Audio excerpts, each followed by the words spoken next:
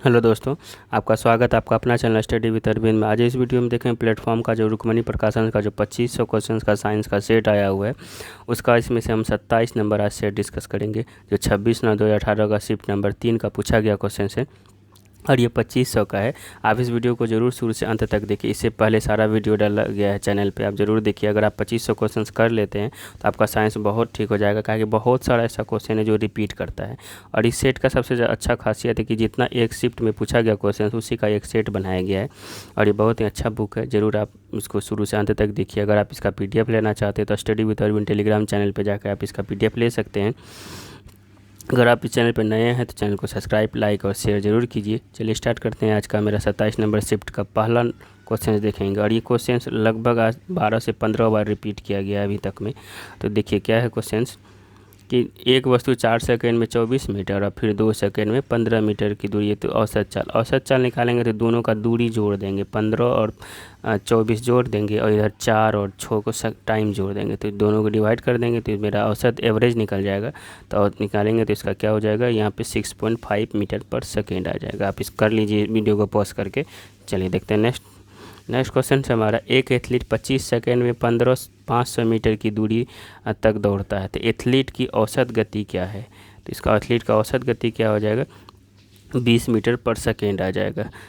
Athlete जो है 25 second में 500 मीटर की दूरी दौड़ता है। तो आप उसको देख लीजिए तो क्या हो जाएगा, अगर डिवाइड कर देंगे तो 20 मीटर पर सेकेंड आ जाएगा। नेक्स्ट क्वेश्चन है, द्रव्यमान और वेग का गुणनफल क्या कहलाता है। द्रव्यमान और वेग का गुणनफल क्या कहलाएगा यहाँ पे, तो ये समवेग कहलाएगा। क्या कि P बराबर इसका फॉर्मूला होता है, P बराबर mv, द्रव्यमान गुना वेग होता है, पोटेंशियल एनर्जी बराबर। चलिए देखते हैं नेक्स्ट है हमारा 4 नंबर क्वेश्चन। 4 नंबर क्वेश्चन क्या बोल रहा है कि समतल दर्पण के लिए प्रतिबिंब है। तो समतल दर्पण के जी प्रतिबिंब आभासी और पार्श्व उल्टा होता है। आभासी और पार्श्विक उल्टा होता है। तो ध्यान में रखिए, समतल दर्पण बनाया प्रतिबिंब होता है आभासी और पार्श्विक उल्टा। चलिए नेक्स्ट हमारा 5 नंबर क्वेश्चन क्या बोला, निम्नलिखित में से कौन सा भारत की स्वदेशी रूप से रूपरेखित और विकसित लंबी दूरी की सबसोनिक क्रूज मिसाइल है।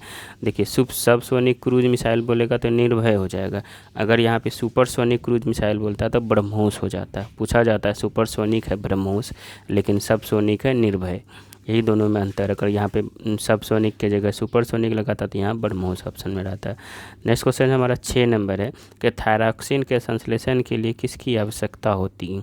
तो थायरॉक्सिन के जो संश्लेषण होता है इसके लिए आयोडीन की आवश्यकता है। थायराइड ग्रंथि आयोडीन को नियंत्रित करता है, तो इसीलिए थायरॉक्सिन के संश्लेषण के लिए किसकी आवश्यकता होगी, तो आयोडीन की। तो 6 का C नंबर आंसर सही हो जाएगा।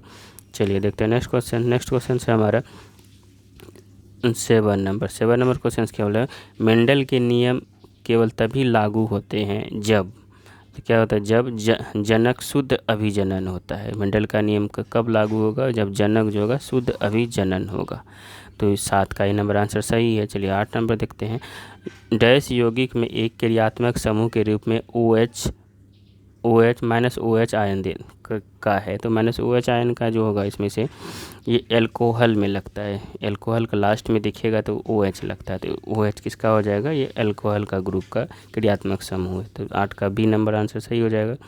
चलिए देखते हैं नेक्स्ट हमारा 9 नंबर क्वेश्चन क्या बोल रहा है, जब सोडियम सल्फेट समाधान बेरियम क्लोराइड के विलयन के साथ मिलाया जाता है तो क्या बनाता है, तो बेरियम सल्फेट बनाता है। ध्यान में रखिए, जब सोडियम सल्फेट समाधान बेरियम क्लोराइड के विलयन के साथ मिलाया जाता है तो बेरियम सल्फेट बनाता है। चलिए देखते हैं नेक्स्ट क्वेश्चन है हमारा 10 नंबर क्वेश्चन क्या बोल रहा है कि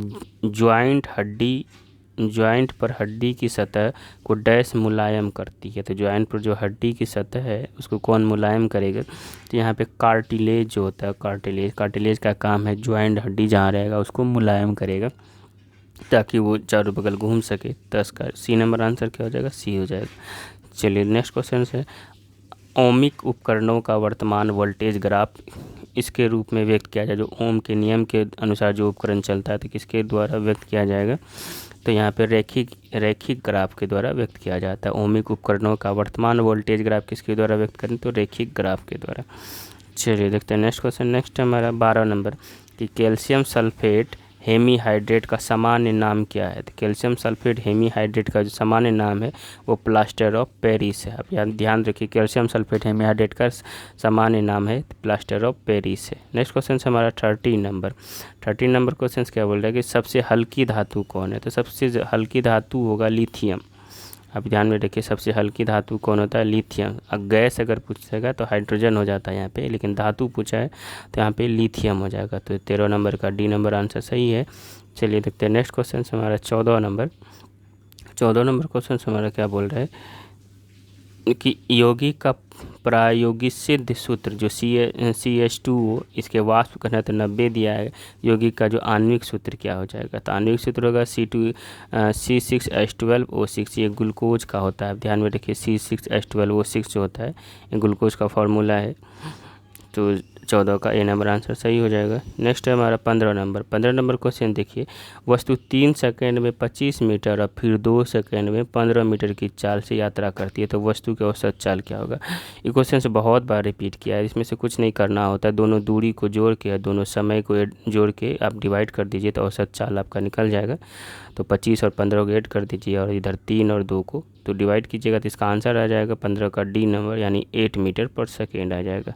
चलिए देखते हैं नेक्स्ट क्वेश्चन। नेक्स्ट है हमारा 16 नंबर क्वेश्चन क्या बोल रहा है कि जब एक परिपथ में कई प्रतिरोध श्रृंखला में जोड़ा जाता है तो प्रत्येक प्रतिरोधक के पार विद्युत धारा का मान क्या होगा? जब श्रृंखला में जोड़ेंगे तो 2 क्रम में, एक समांतर क्रम में जोड़ते हैं और एक श्रृंखला में जोड़ते हैं।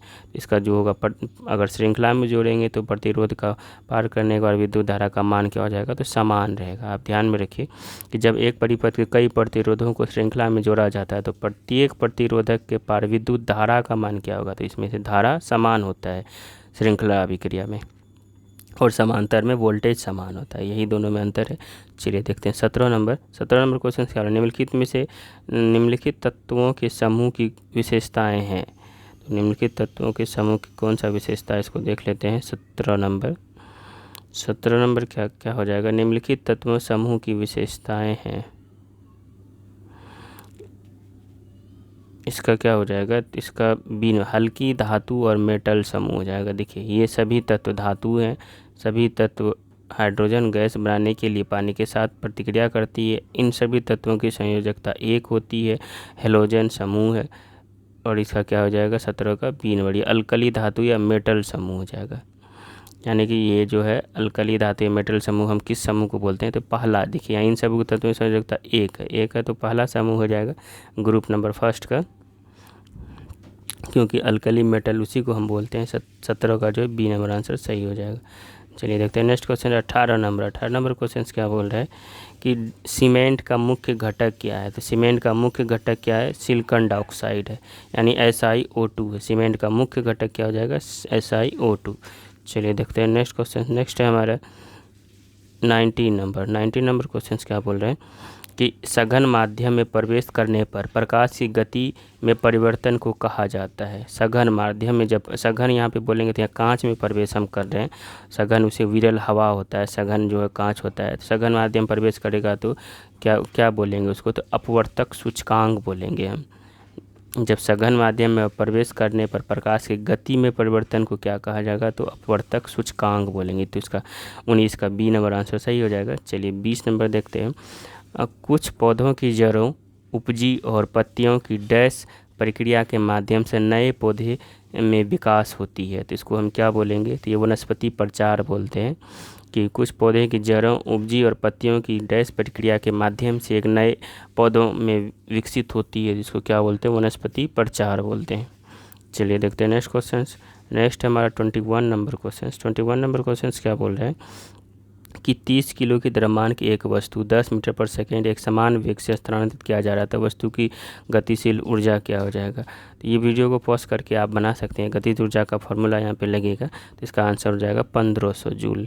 चलिए देखते हैं नेक्स्ट क्वेश्चन। नेक्स्ट हमारा 22 नंबर, डैश उत्तक हमारे मुंह की आंतरिक अस्तर को बनाता है, तो कौन सा उत्तक जो हमारे मुंह के आंतरिक अस्तर को बनाता है? तो ये हो जाएगा सरल स्क्वेमस एपिथेलियम जो होता है, ये मुंह की जो है आंतरिक अस्तर को बनाता है। 22 का क्या हो जाएगा, सी नंबर आंसर सही हो जाएगा। अब ज़रूर इसको ध्यान में रखिए, ये क्वेश्चन से एक बार और पूछा गया है कि सरल स्क्वेमस एपिथेलियम जो मुंह का जो आंतरिक स्तर को बनाए रखता है। तो इस तरह से मेरा सेट नंबर 27 कंप्लीट हुआ। अगर आप इस चैनल पर नए हैं तो चैनल को सब्सक्राइब, लाइक, शेयर ज़रूर कीजिए। चलिए मिलते हैं नेक्स्ट सेट में। Thank you.